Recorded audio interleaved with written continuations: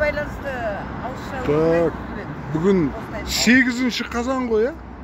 8 қазан 2022 жыл сағат 4-тен 40 минут уақыт кетті. Так, мына жерде жиналып отырған желтоқсан белсенділері келіп отыр. Кешегі өздеріңіз білесіздер, Қазақстан Республикасының мерекелік күндеріне өзгерістер енгізілді. Соның ішінде 1-ші желтоқсан жаңағы 1-ші президенттің күні алып тасталынды. Одан кейін 25-ші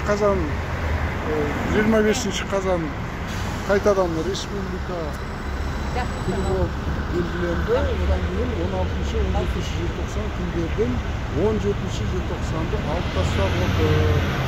Біз осыған наразылық білдіріп отырмыз. 17-ші желтоқсан ол қасиетті де қастерлі күн желтоқсандықтар үшін. Бұл күн маңызын жою үшін оны алып тастаған. Яғни айтқанда 17-ші желтоқсан дегеніміз оны алып тастау деген мына нені желтоқсанның көтерілісін ұмыттыру деген бағытында жасалған. Бұл саясаттың күшінде желтоқсанның маңызы жойылмайды. Сондықтан 17-ші желтоқсанды желтоқсан қаһарман күндері деп белгілеп, сол күнді қайтадан орнына қою керек. Біз ол күнді алып тастағанға наразымыз. Сондықтан мына жерде наразыға мұқтарын білдіріп, мына жерде жігіттер, қыздар келіп отыр, қазір үндеулерін оқиды.